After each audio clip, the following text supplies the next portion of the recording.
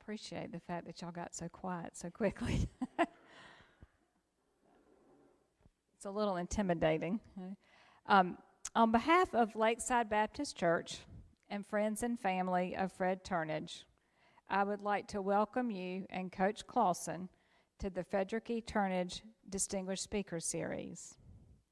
This speaker series was established in 2014 to invite experts with vast experience in their profession to share how their Christian faith influenced their personal and professional journey.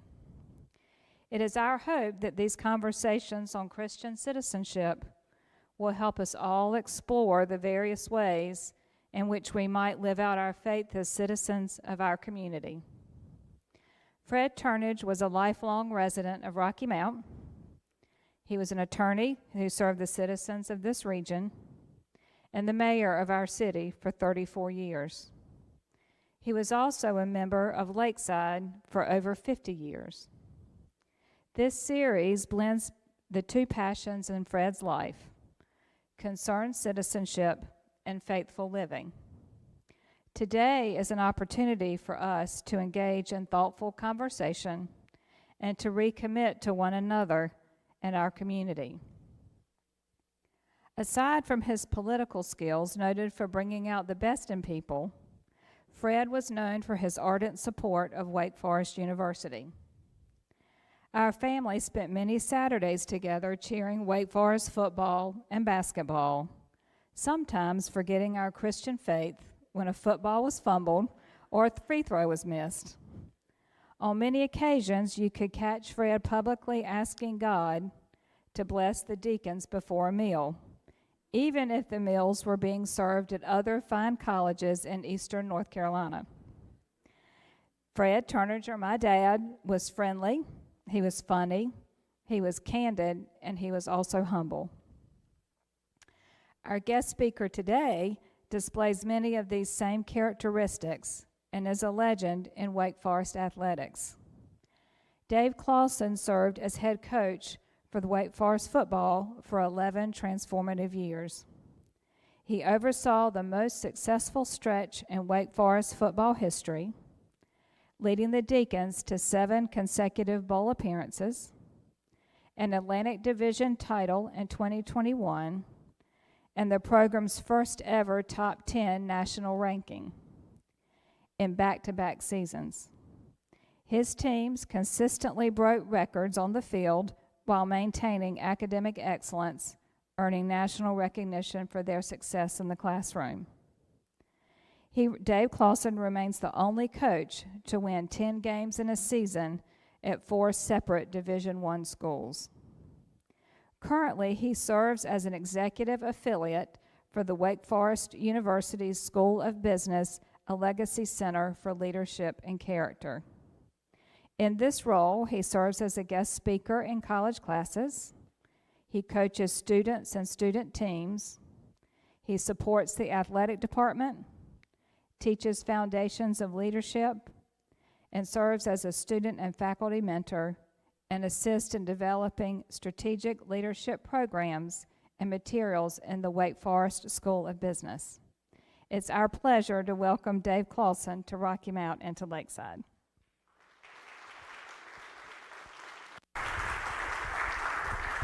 Thanks.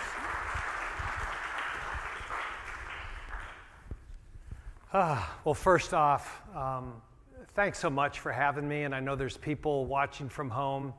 What an honor it is to be invited to speak. And when you agree to a speaking engagement, obviously you have to prepare the talk, but it's always the unexpected that you end up enjoying the most. And you learn about a community, and you learn about a church, and just learning about Fred Turnage and what he meant to Rocky Mount and Lakeside Baptist Church, and being able to spend time with his wife Norma and kids, Trevor and John, and just to be able to, like, everyone says to me, like, what do you miss about coaching the most? And I always say what I miss the most is being part of a team, and to just be part of your team for this 24 hours or 48 hours has really been a blessing. And the head coach of your team is Libby and Elizabeth. And I always know that when I would have somebody come in and talk to my team, it was somebody I had to really trust. And so thank you for trusting me to talk to your team. I know that it's a really big deal. And is Jane Snow here? Where's Jane? Boy, thanks again for the reception last night. That was wonderful, and the food was great. And just in a very short period of time, the sense of community that I get from this place, it's really neat. It's very rewarding to be part of it. And it's why I love the coach. I love to be in part of a community. And I think you're very lucky and very fortunate to have that here. And obviously you have leadership that values those things. And that's really what my talk is about. It's leadership with integrity, why I got into coaching, coaching with a greater purpose. So within the last 24 hours, this is my fourth talk. Okay? And so if there's parts of it that repeat a little bit, forgive me. And there's no better place to ask for forgiveness than when you're at a pulpit. So I was always better at asking for permission instead of forgiveness, which, as my career wore on in college football, I think was clearly a mistake, because I think asking for forgiveness is a lot more beneficial now than permission. But just a little bit, give you a little bit of my background, what I kind of call my leadership journey and the role that faith played in that. I grew up in Western New York, a little town called Youngstown, New York, 1,800 people, right where the Niagara River emptied into Lake Ontario. So you could see Canada from the end of my driveway. And it was 1,800 people. Somebody the other day bragged about living in a one stoplight town. My one stoplight didn't have a green. It was a flashing red and a flashing yellow.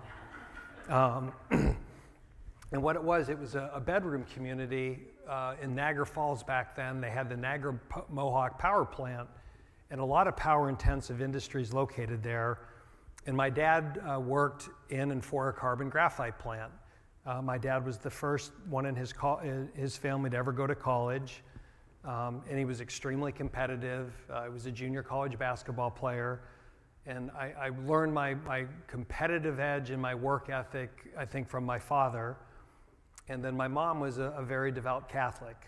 That very early in life, faith was a very centered part of our life. Now, my mom was Catholic and my dad was Methodist. And so there were times that we had to go to the 9 o'clock Catholic Mass, and then we had to go to the 11 o'clock Methodist service. And you can imagine how popular that was as a 13-year-old.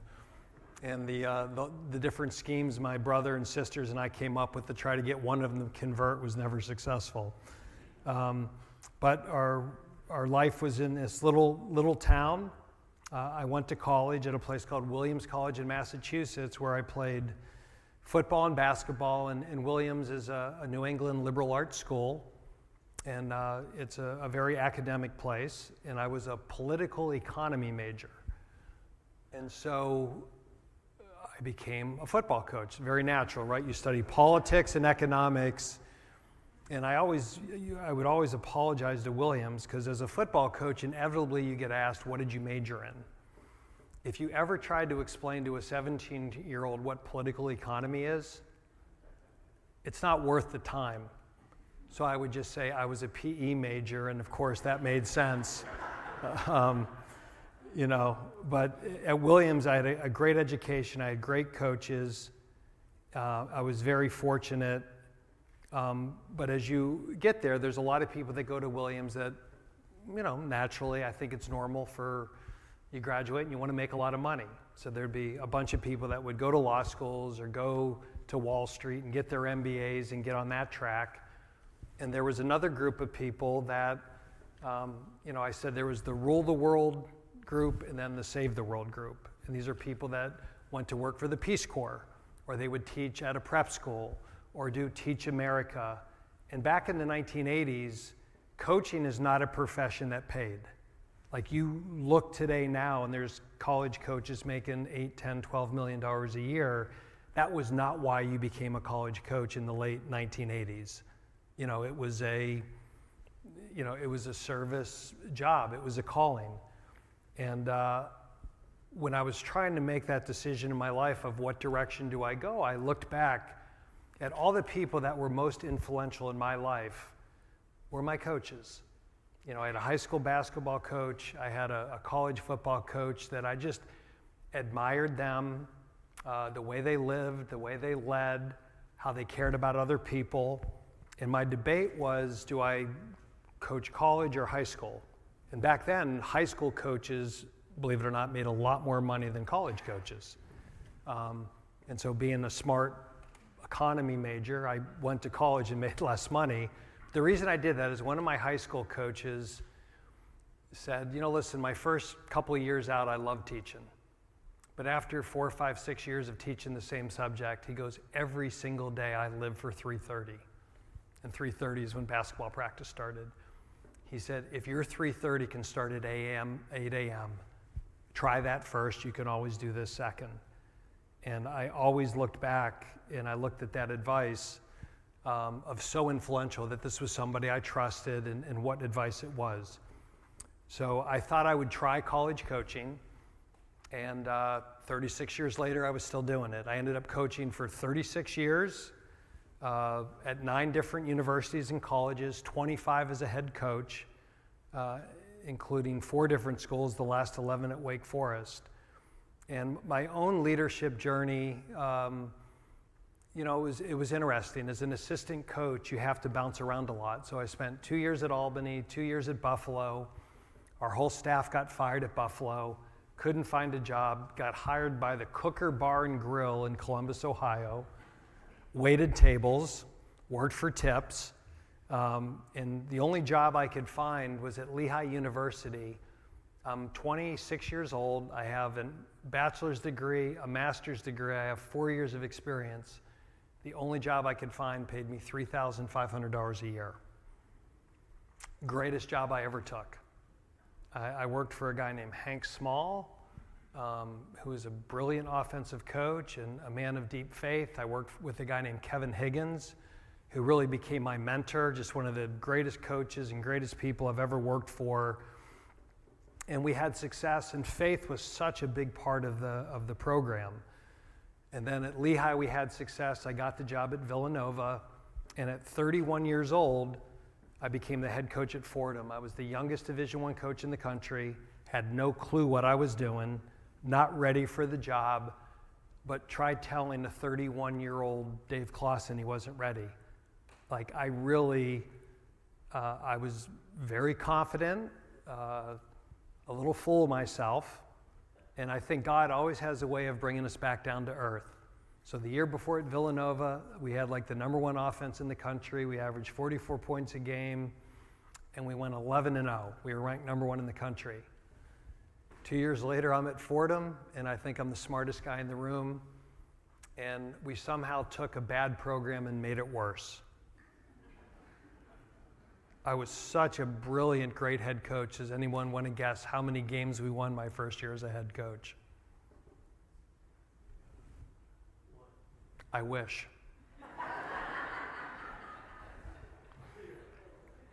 We threw up the big donut. We were 0-11. We averaged about 13 points a game, and that's back when the message boards were starting. And there was a Fordham message board that this one poster very cleverly refused to spell my name with a W. He said this guy couldn't find a W if you handed him a dictionary. But it was the best thing that ever happened to me. I became obsessed with studying leadership.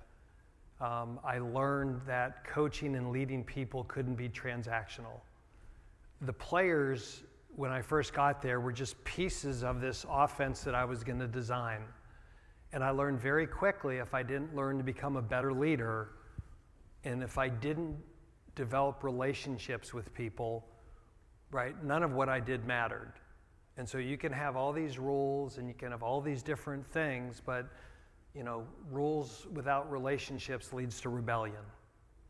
And I had all these rules, but I didn't have relationships. Okay? And so I just studied leadership everywhere I could. You know, back then, Gary Barnett was the head coach at Northwestern and took the purple to Pasadena. And I studied Vince Lombardi, and Lou Holtz was the head coach at South Carolina that year, and he went 0-11 that same year. And I studied business books, and I studied academic people, and I became obsessed with studying leadership and how leaders led. And I learned that there's a really, really high rate of failure when you first become a leader. And I learned that there are two things necessary to run a successful organization. There's two pillars to successful organizations. There is strategy and there is culture. Strategy is what you do. This is our strategy. This is how we're going to be successful. It might be, if you run a business, how you're going to market yourself. In football, it might be the offense, the defense, the special team system we run, how we lift weights, how we train. Okay, so strategy is kind of the brains. Culture is kind of the soul. Your culture is the soul of your organization. If strategy is what you do, then culture is how you do it. And it just became very apparent to me, and I was probably very lucky at the time that I was at Fordham University, which is a Jesuit Catholic school, that if your soul doesn't start with some type of value system, what you do is really meaningless. And I quickly learned through all my reading and all my research that I better come up with a clearly defined value system, and I shared this earlier today. Our value system became faith 1, family 2, academics 3, football 4th. If football was the 4th most important thing in their life, we were going to be in good shape. And it kind of became a methodology for decision making. Anytime a player would come to me with a conflict and say, Coach, I'm going to have to miss football because of A, B, and C. If that A, B, and C was part of their faith, part of their family, or an academic responsibility, that always won. If it was something else, social life, something unrelated, that always lost. And it was just a really clear way it was a guide for decision making. It was a way with young people to eliminate destructive behaviors. And when you're working with young people, and I used to say this from Fordham to Richmond and Bowling Green and Wake, as a staff, the competition was not other teams. It was for the hearts, minds, and souls of our own players. If we created an environment that they felt they were getting better, that we genuinely cared about them, that they were improving, and that their development was at the forefront of every decision we made, then there was a very good chance they would enjoy spending time with us every day, and we were going to get better. As soon as our environment became critical, that the players felt they were being attacked or criticized, we were going to lose them to other things. And that was one thing that I thought was really important, that there should be no gap in terms of how you present yourself and how you do things. Like, we couldn't recruit with this value system and tell parents this is our value system and then go to practice for 2 hours and swear and cuss and yell at our players, right? Those two things weren't consistent. And there's nothing worse in the world than a hypocritical leader. And so I would always say to our staff, and I'd say to our leadership group on our team, is if anybody would come spend a week with us at Wake Forest or Richmond or the other places I was a head coach, I would really hope they would leave and they would be able to see that's their value system. One of the things I took great pride in is I worked for a super athletic director at Wake Forest by the name of Ron Wellman. And Ron used to say, Dave, I don't know how good of a coach you are. I don't know enough about football, but I know this. I love the fact that I can bring my grandchildren to your practices and not worry about what words they're going to hear, right? Because I think as soon as you start coaching that way or teaching or leading that way, people start turning off what you're saying because of how you're saying it. And it was just really, I learned that lesson early and then applied those lessons to Richmond, Bowling Green, and Wake Forest. And that, I think, is one of the reasons that we had a good program, is we had a clearly defined value system. We had a plan to win. We had a way of developing leaders. And we ended up having a great run at Wake Forest, not because we became better coaches, but because our players enjoyed being there. We developed great leaders. Okay? And part of it too is, you know, in athletics now, I don't know if you know this, but we're the only country in the world whose athletic programs are tied to academic centers. The United States is the only place that there's the high school soccer team or the middle school basketball team or the college soccer team. Every other country has clubs, right? So for all of you people that are losing all this money paying for youth sports, right, that's the European model. It was supposed to be that the sports here in this country were around school, you know, and you didn't have to pay $8,000 to be on a travel baseball team. And the reason that I think it's so good is I always thought, you know, in college, in high school, you know, from the math teacher, I learned geometry. From the English teacher, you learned how to write. You know, from the biology teacher, you learned the organs on how to dissect a frog, right? From your coaches, you learned all these really important traits that allow you to be successful in life.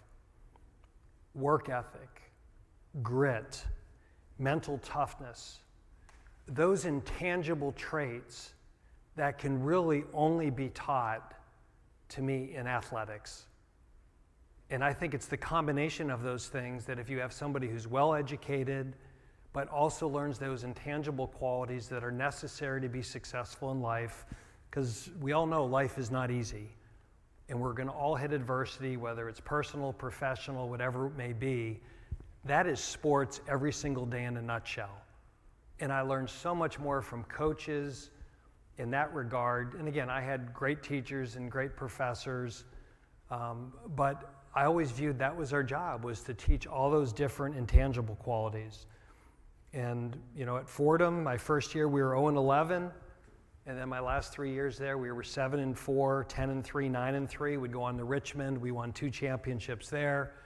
At Bowling Green, we went from 2-10 to a 10-win season and an 8-win season. And, you know, we developed these programs because they were built on a solid foundation. And the other thing that I did that I thought was really, really important is we developed leadership. You know, I remember one year at Richmond, we had a championship team and we had great leaders.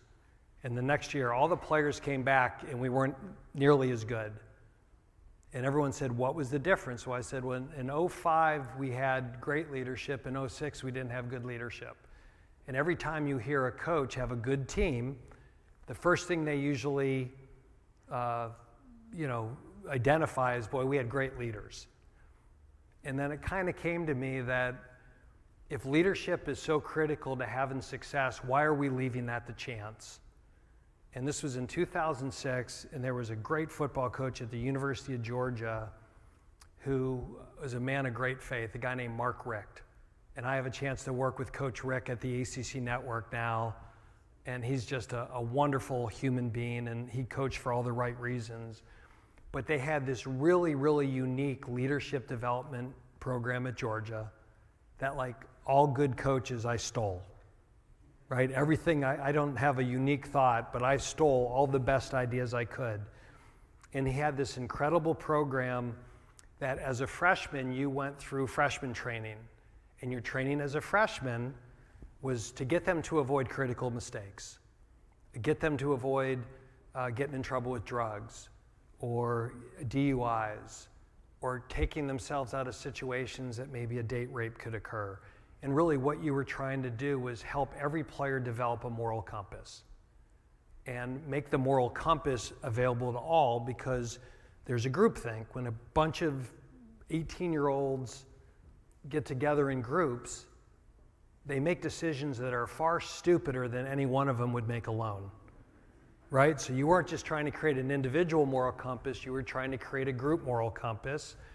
That is, as a group, they saw one of those players going in a direction that somebody would have the courage to stop them. okay? And we'd always say, you're not doing this to the person, you're doing this for the person. Then their sophomore year, we really got into what is a good follower, why respecting leadership and authority is important, and ultimately, the ultimate authority is God, right? And if they had a faith and they recognized that authority, great, but if they didn't, there's other authorities. There's your professor, there's your coach, there's your RA, and why respecting authority and being a good follower is important. And again, we have an ultimate authority. And then year 3 was about being a good teammate, what being a good teammate looks like. Because part of being a good follower and respecting authority is also knowing when to appropriately challenge authority, right? And when to recognize that authority is leading you in a direction that's not morally correct, and the right way to confront that leader. You know, for example, the one year at Richmond, we had our captains throw a party during the season, and they thought they were being leaders by hosting a party on a Thursday night before a game.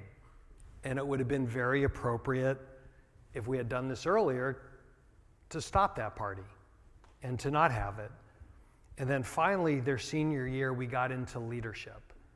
And the amount of books that we would study, Good to Great by Collins. And there's a book that's an awesome athletic book called The Captain's Class, which takes all the sports dynasties of the last 30 years all over the world and why were they great.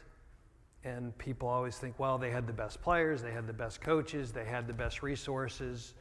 Well, a lot of people have resources, a lot of people had good coaches, a lot of people had talent. What was the one unifying single element that made all these teams dynasties is they had incredible leadership. And the leadership usually wasn't the best player. It was a guy on the team that was the most relatable, that had a moral compass, that was known as the glue guy. He kept this whole group together through adversity. And then we would try to get the players to talk about each other, that who are the players that exhibit these traits, and what you're trying to do is you're trying to honor the achievers. We wanted to make achievement cool. There's this huge push in society right now is it's cool to be average. It's cool not to stand out. It's cool not to be the one that steps up for a moral purpose. And getting guys to develop this consciousness of what's moral, what's immoral, what's the best thing for the team took work. But as we had these programs, and again, it was never, faith was always part of the value system, but I was a football coach. I was not a minister. But it was amazing as this moral compass took hold in our team, all of a sudden our Friday night chapels went from 20% attendance to 80% attendance. All of a sudden more and more players would start getting baptized. More and more you heard about all these individual Bible studies that were getting started by players on their own. It wasn't coach guided, it was player driven. And what it did is it made for an awesome coaching experience. That you were working with a group of young men that were unified for a common cause, that had a moral background, that understood what good leadership was, what being a good teammate was. And it was just, those were magical, magical years. And, part of the reason that I got out of coaching is for so many years, I really wanted to run what was a transformational program. Is you take these 18-year-olds that don't have fully formed brains, and again, 59 years old, still not fully formed, as my wife will tell you. But you got them as 18-year-olds, and you were still at a time in life that you could impact the rest of their life trajectory in terms of value system, leadership. And what we did is we ended up with really good football players who were really good leaders. And if you follow Wake Forest football, the list of great leaders we had, from John Wolford to Cam Serenay to Ryan Javion to Brandon Chubb to Scotty Washington to Sage Surratt to Grant Dawson to Sam Hartman. I can just go through this list of kids that I just fell in love with, and it was so much fun. And then the world changed, and there's NIL and a transfer portal, and the profession became a lot more transactional and less transformational. And that was one of the reasons I decided to step away from it. College football's changed. It's an incredibly successful commercial enterprise right now. I do think the players deserve to get paid. I think introducing the transfer portal and NIL at the same time was a very dangerous mix. And like I said, I was very lucky. I got to do something. I was a college football coach for 36 years, and I loved my job for 34 years. And those last 2 years, it just kind of the mission of the job changed.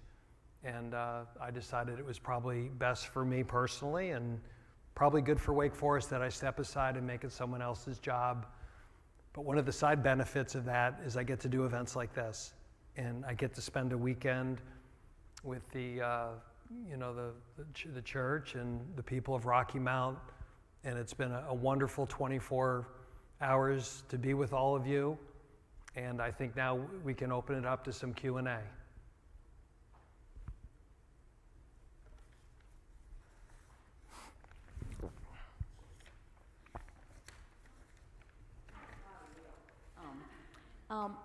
Did you get a lot of opposition from parents, or were they supportive?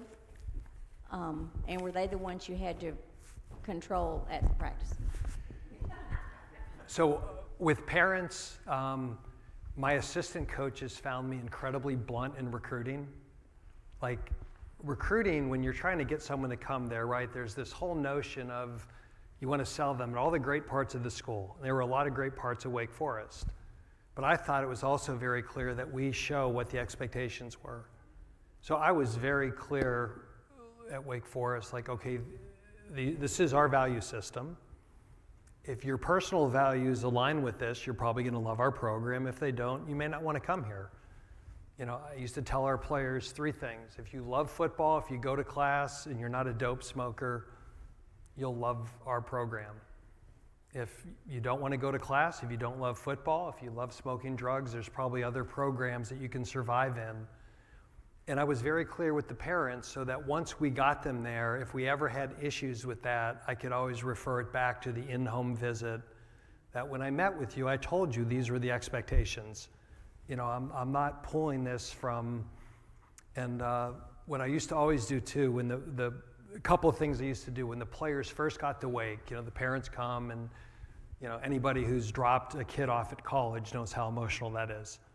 So when I was 2017, the day I turned 50 years old, my wife had her last chemo treatment and I took my daughter to college. I should have just bought the red Ford Mustang there and got the midlife crisis over with in one day. But it's emotional, and all parents love their kids, and that's their job. But I would meet with the parents and all the freshmen at once, and I would give every parent in the room my personal cell number. Put it up there, email, cell number, and I would say, if you ever have a concern about your son's mental health, physical health, academic well-being, or spiritual well-being, you call me. Don't ever call me about playing time, right? That your job is to love your son, your job is to support your son, and I understand that you think your son is the greatest player in the world, and you should feel that way. That's your son. Our job is to coach him and make him better, and if you don't let us do our job, we're not going to do the best job for your son. I would then turn to the players and say, stand up and look around. Right now, you don't know any of these people. You just got here. But these people you're looking at, okay, are going to become your best friends in the world. They're going to be the groomsmen at your wedding. They're going to be the godparents to your children. And they are going to someday maybe be the pallbearers at your funeral. You don't even know them yet, and this is what these 4 years are going to do. And of course, like every 18-year-old, they know way more than we do. Yeah, right, all this talk. I coached for 36 years. Do you know how many times I get pictures from former players from their wedding that like for the groomsmen or their teammates? Again, now that I'm not coaching, I've been able to go to 3 player weddings the last 4 or 5 months. I went to Ryan Anderson's wedding, our starting center, who's from Raleigh, down in Charleston. And nowadays these people get married and like half the wedding party half the guests are in the wedding. He had like 12 groomsmen. 11 of them were former Wake Forest teammates, and the other one was his brother. And I'm at the wedding, and I'm watching these guys walk down with tuxes, and just, your heart fills up. John Wolford just got married in Malaga, Spain. My wife and I went over there to his wedding. Every groomsman he had up there, other than his brother, was a Wake Forest football player, Wendell Dunn. And then they're sending me pictures of their weddings, and hey, here's my daughter, and by the way, Tyreek Hardeman, Cam Glenn is the godfather, or one of his teammates, and so, when you're older, right, youth is wasted on the young, and as you get older, there's physical things we can't do, but there's this great book called Mindset, and it talks about the 2 different types of intelligence. And young people have fluid intelligence. They have the ability to think quickly, react, be strategic. As we get older, 30s, 40s, 50s, we kind of lose that ability. But then we're blessed with this other thing called wisdom. And it's just so cool that I could share this wisdom with them when they were 18, and now when they're in their 30s and their 40s, like they remember that talk. These are my best friends in the world, Coach. Thank you so much for bringing me to Wake Forest. And it's really like it's the reward at the back end. You put that time in and they're rolling their eyes at you just like all of our kids do. But then they have these lifetime relationships that will help sustain them through life. What will athletics look like in 10 years? Let me get, you're next.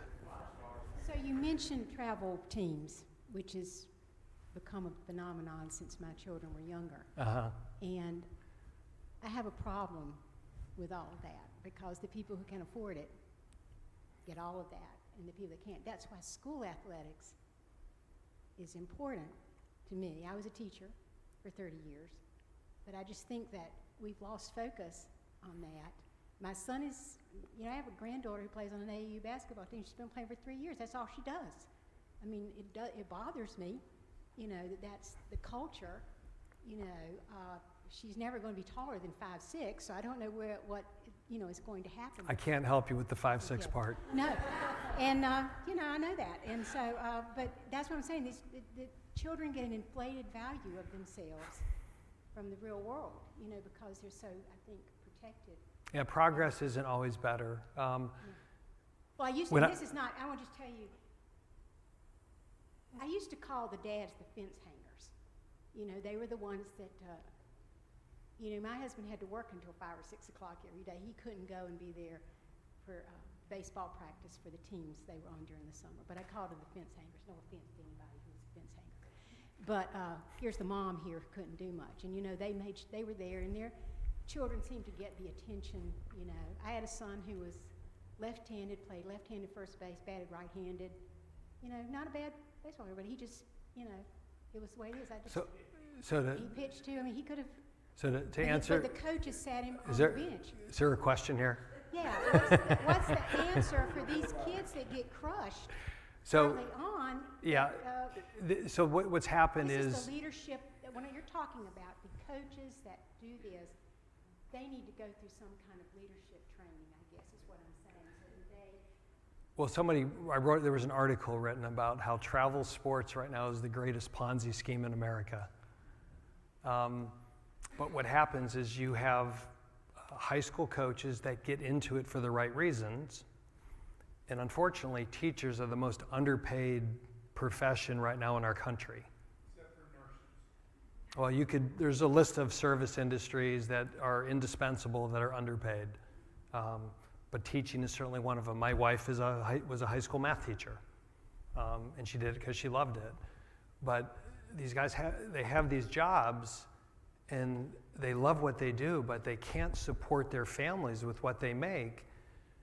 But in the summer, if you run an AAU baseball team or basketball team and you have this travel sport, that's kind of how they make their money. It used to be coaches made money in the summer by working camps.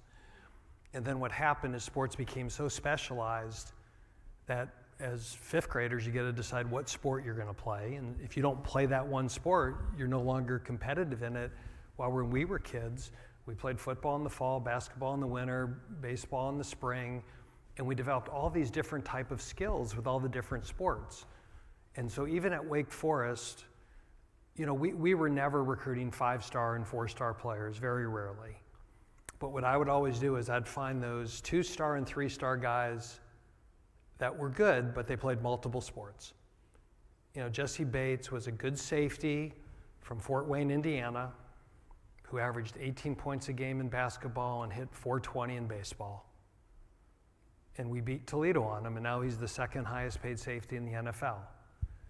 But then he wasn't burned out, and I think, like, as parents right now, you have this awful dilemma, is if I don't do this summer league stuff, and I don't do the coaches camp, and I don't do this travel league team, then I'm not giving my kid a chance to be competitive. But the long-term damage you're doing to them physically by always using the same muscles, not developing other skills, and burning them out. And it gets to a point that the sport is no longer fun. Like, the way the NCAA sport started, it was this innocent boat race between Harvard and Yale back in the mid-1800s. It was never supposed to be this industry it's become, and unfortunately that has got to the lower level of youth sports. You know, and at times, like, parents, I think, want their sons or daughters to be at the most competitive high school. And I think sometimes if you maybe go to a place that's less competitive, that allows them to play 3 sports so that they're always looking forward to the next sport. And it's a different skill set, and it's a different group of friends. You know, the other problem is they end up hanging out with the same people then all year round. And I am very fortunate for many things in life. One of the things I'm very grateful for is I did not have one of these stupid things when I was in college. Like, one of my rules of when I was the coach everywhere I've been is when we'd have our pregame meal, before we would do the bless the food, every player had to turn off their phone. And the first time you tell that to a football team, like, I'm asking for their first and second born, right? I mean, all they want to do is scroll and look at stuff. And what happened is when they didn't have that as an option, the conversations that started happening at these tables, they'd get to the point they didn't want the phones on.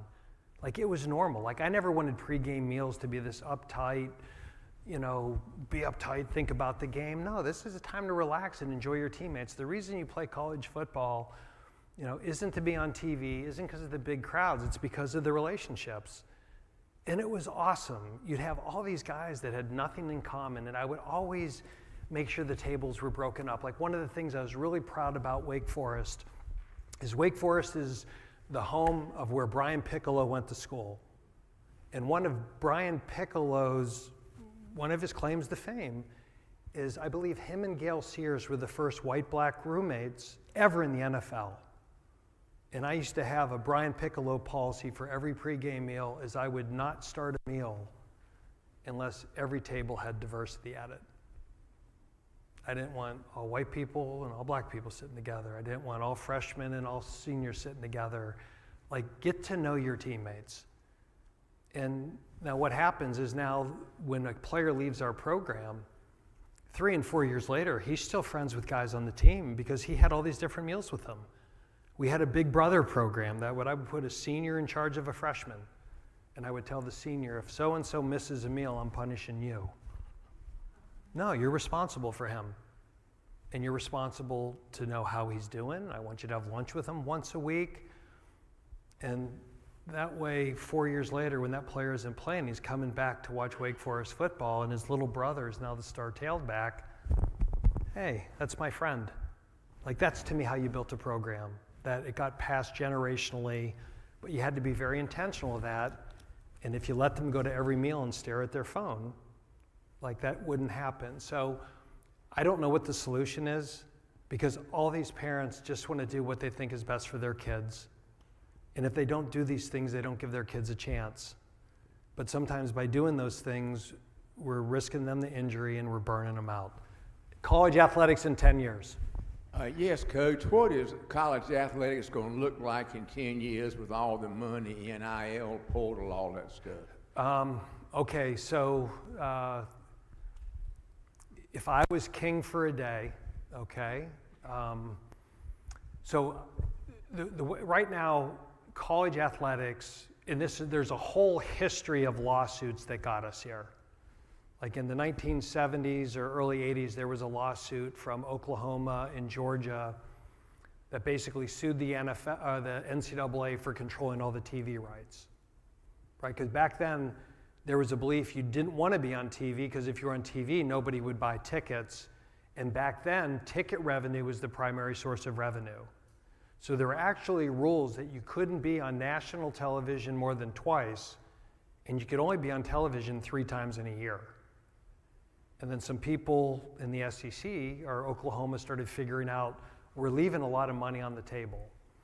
And so back then, conferences were for scheduling reasons.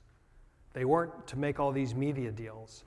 So what happened is the NCAA lost control of all the media rights and they went in-house with the conferences. So to give you an example, back in the 1990s, there was one year the Big Ten distributed about $1 million per school. This past year, they just distributed about $1.4 billion. Okay, so there is a lot more money coming in, and then you had the O'Bannon suit that Ed O'Bannon noticed that he was on a video game, and he won that, so players had their NIL rights.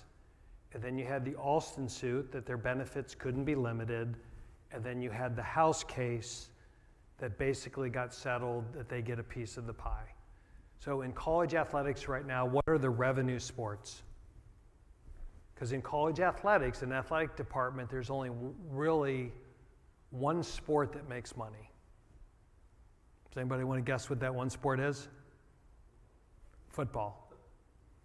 Most basketball programs, with some exceptions, try to break even, and most other sports lose money. And it's like a lot of things that with universities, the hospital may be a profit center and it helps fund the rest of the university programs, right? Because, biology labs, and they were never meant to make money, right? They're to educate our next generation of doctors, lawyers, whatever. So right now there's so much money coming into football, and now the football players are saying, hey, we're making all this money and it's going to them. We want our part of it. And so now schools have a hard decision of, do we fund our football program at the expense of other sports? And so I would not be surprised in the next, 4 to 5 to 6 years, if at some point the revenue sports, football for sure and maybe basketball, don't have some type of employee model that they collectively bargain. That it might, instead of being college football, it's college affiliated football. That the players are employees, there's collective bargaining, just like the NFL and the NBA and Major League Baseball. Because right now, revenue sharing in NIL is not pay for play. Like you're paying for their licensing rights. Like who's kidding who? They don't have that much value. But the whole idea of amateurism and not being pay for play is still part of the NCAA amateur model. And so I think at a certain point, it's not a truthful system. They're getting paid to play. So is there any way of separating these revenue sports from the rest of the athletic department in the university, doing collective bargaining with them, and then they get a share of the revenue? I think we're heading to a more professionalized system. We're already there with the money, we just haven't formalized it yet. But right now, Title IX and things like that, how does revenue share? They're not paying the women's volleyball team like they are the football team and the men's basketball team. And so there's going to be lawsuits, and whether it comes from the Title IX side, that money's not being split evenly, or as soon as you split it evenly, now you're not paying the athletes the money that are making the money. So it's a very, very turbulent time in college athletics. college athletics has been through this before. In the early 1900s, there was 18 football players that died, I think, in 2004 and 2005. Colleges were paying players, having players play for teams that didn't even go to the school, and Teddy Roosevelt said, listen, I love college football, but if you don't make it safer and regulate this thing, we're going to get rid of it. And that's how the NCAA got formed in like 1906. 50 years later, it was the first time that they even recognized there was a scholarship. And in 1957, the NCAA defined what a scholarship was. And that's when schools like the Ivy League said, we're not doing that, we're going to do our own thing. So these transformations have happened many times before, and it survives, and it'll survive. It'll just look differently. What's the future of the transfer system? The future of the transfer system. Boy, you just bring up all the subjects I love. You dealt with it. Well, I dealt with it. I suffered through it. So this Protects College Sports Act right now that Senator Cruz, and it was a bipartisan, that it didn't get through. They're going to go through in September. Everybody in college athletics is praying that this thing passes, because what it'll do is it'll set uniform eligibility rules that from the second you enter college campus, you have 5 years to play 5 years. There's no waivers, there's no injuries, there's no red shirting, you get 5 years. So it'll have uniform eligibility rules. If you're following college football in the NFL now, there's NFL players right now that are entering the transfer portal to go back to college because they don't think they're going to make the NFL team. And there's certain states that are allowing it and other states that aren't. So it's another, like, The judge is right. oh, it's like right now in college football, it's more important to have a good local judge than it is a good coach or a good quarterback. So but if this thing passes, part of the legislation was that players can only transfer once, and then if they graduate, they can transfer once as a graduate student. So the players that have 4 schools in 4 years would disappear. The most you could do is do 3 schools, and only one of those you could do as a graduate student. And I do believe players have some freedom of movement. If you're a good quarterback and you're stuck behind Peyton Manning, you don't want to wait 3 years to play. But the more you transfer, the less likely it is that you graduate. So that would be a really healthy rule change. Yes? See, like if you wear a Wake Forest hat, you're going to get called on. You skip the line. Thank you, Coach. First off, I want to say thank you for 2 things before I have my question. First off, I want to say thank you for the memories you created for the program, especially for me and my dad, who went around the country following you guys as we had so much success. Secondly, I want to say thank you for what you taught me. Even though we had not met before this afternoon, being able to listen to you in your press conferences every week, or you with Stan on the radio, I mean, the messages of leadership that you passed down to me while I was in seminary and in college were just so helpful. So thank you for being an awesome leader and somebody I aspire to be like, because it is just such a blessing to have you here in Rocky Mount today. Thank you. The question I have for you, Coach, is the question I said once I listened to your retirement press conference, I would ask you if I ever got the chance to meet you one more time. So in your retirement press conference, you shared a story about praying to God at your Catholic church, about clarity about your decision whether to continue with the program or to retire. This is a combination of 2 of my favorite things, theology and Wake Forest football.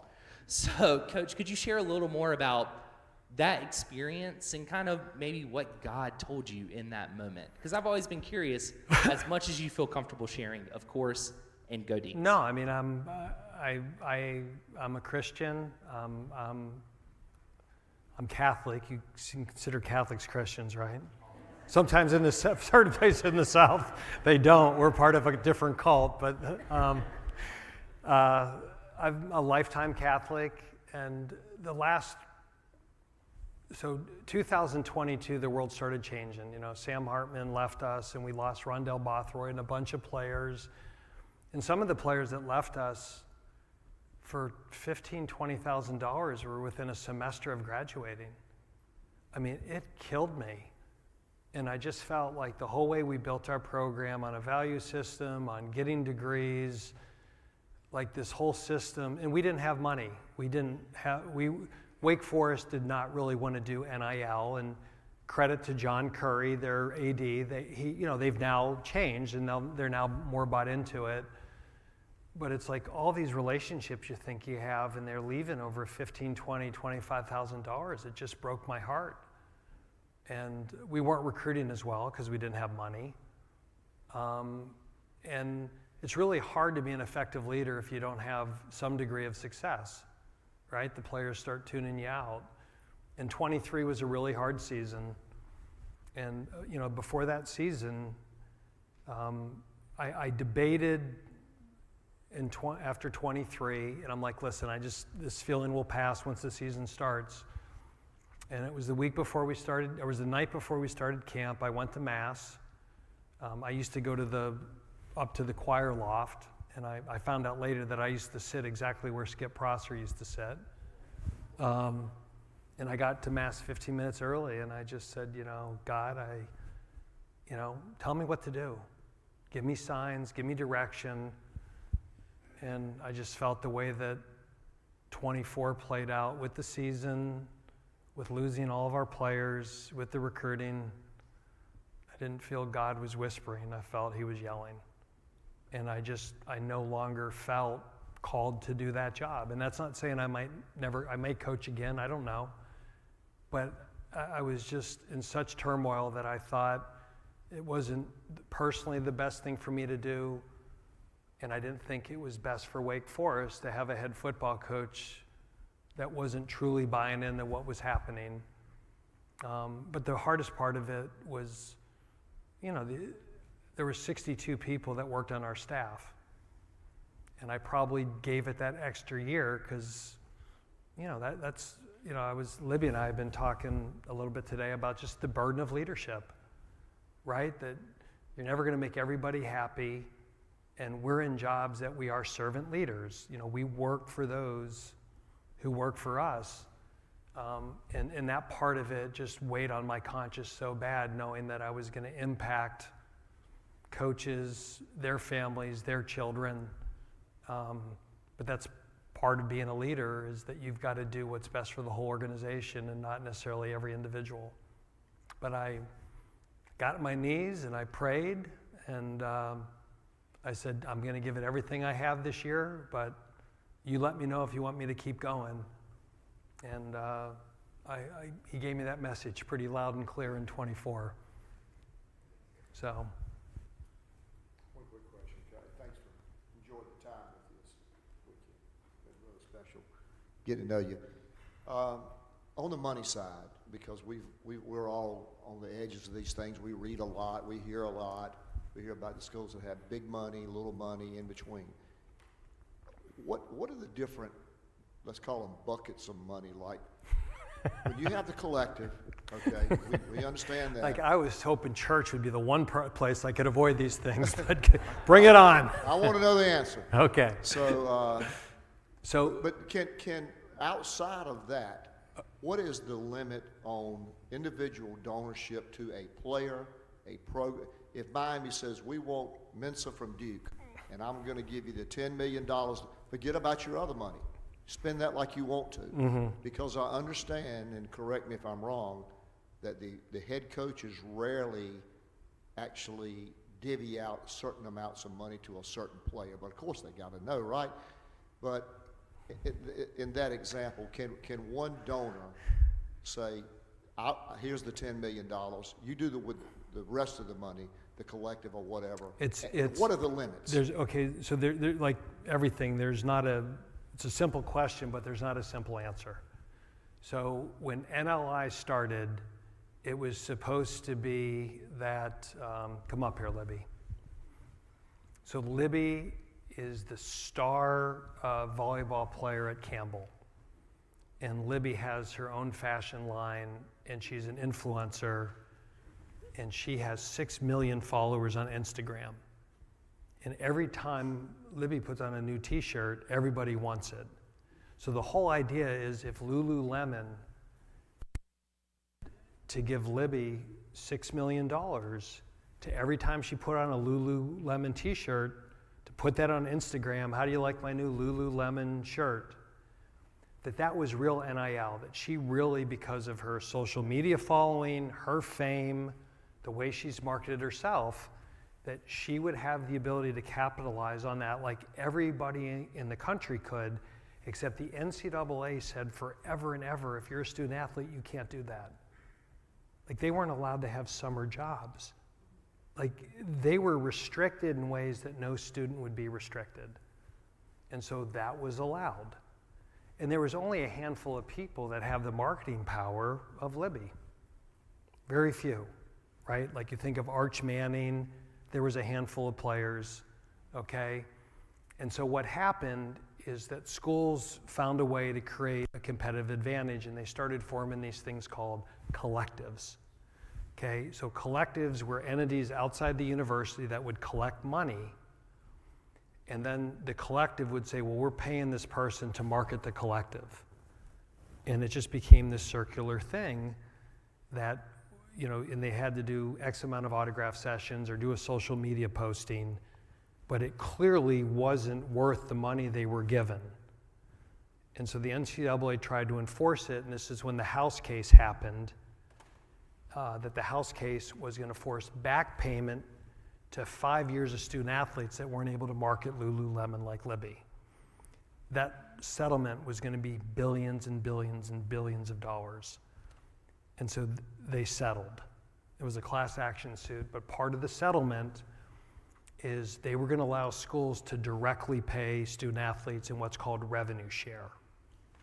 So the agreement was that they were going to take every Power 4 school, take their average revenue from TV, ticket sales, not donations, and 22% of that money you could pay directly to student athletes. You didn't have to create all these kind of phony deals to pay them.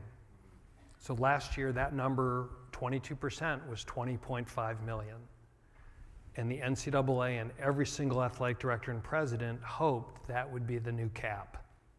Well, guess what? Now they would go to, so there's then three, so that's, the first bucket is revenue share. And if the school can pay $20.5 million to all the athletes, roughly about 2/3 of it goes to football and the other third goes to everybody else. Then there's what they call second buckets. And the second buckets are, there's still people like Libby that can command those deals on their own. You get a Gatorade deal, Like Arch Manning, whether it's his clothing deal, his Gatorade deal, he can get that on his own. Okay, so that is legal. Well then, there's certain places like Ohio State in Columbus, Ohio, that there's not an NFL team, or Austin, Texas, not an NFL team, that in major cities, that's a lot easier than maybe in Tuscaloosa or Athens, Georgia, or even Miami, where there's the Miami Dolphins and the Miami Heat and the Marlins. So these schools are saying, well, how do we now figure out a way to get a second bucket? And so they are basically finding ways for donors to give to the university in a tax-deductible way, and then find a way to filter that money to their players through different entities. And that's why you have certain football teams that have rosters of $35, $40, $45 million right now. So that's, the bucket is revenue share, which is like the new zero, because everybody can do that. And then, you know, how do you find true NIL deals? How do you find different marketing deals? I think we have time for one more. Why don't I not believe you?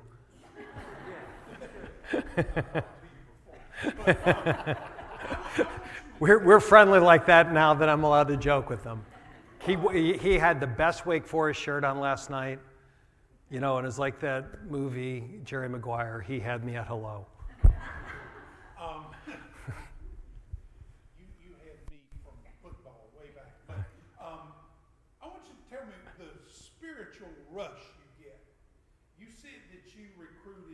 2- and 3-star players, okay?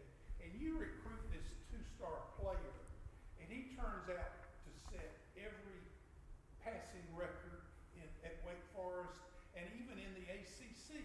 He's number one. What did that feel like? Oh, I mean, if you're doing this for the right reasons, the individual growth and the transformation of your players is the ultimate reward. Like, winning is very ephemeral. Like, it's this incredible rush for 24 hours, and then the next day you just go to work.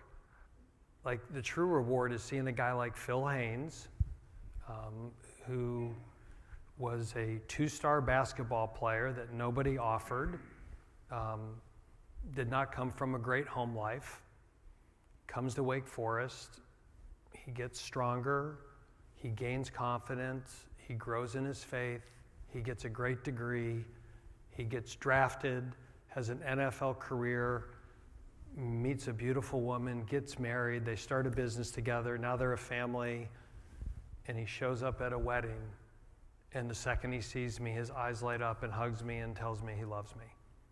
Like, and Phil, and it's not like, love you, bro. Like, I know, not necessarily just me, our whole program, his offensive line coach, Nick Tabaka, faculty people at Wake Forest, like Kenny Herbst, all these people had such an impact on his life that it's changed the trajectory of his whole life that he wouldn't have if he didn't go to Wake Forest and play football in our program. And listen, I'm far from perfect, and when I have my bad day and I see St. Peter, you know, hopefully I get a couple of plus marks for some of those things. Well, we are so, so grateful to have had this opportunity today. We're grateful to the Turnage family. Norma, thank you so much for the tradition that you get to carry on in Fred's name. We are grateful for you all for being here, and we are especially grateful for Dave and the many hours he has put in on all of these talks and teaching us many things about leadership, about faith, about sports, about a little bit of everything. We are so, so grateful to you. Thank you. It's been an honor to be here. Thank you.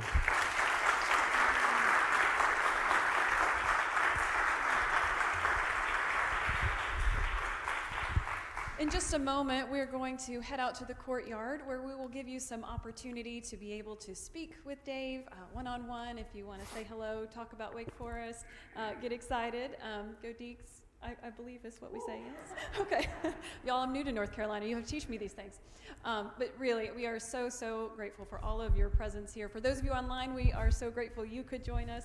And we look forward to spending a few more minutes with you outside in the courtyard so that you all can get to know him better. Thank you all so much.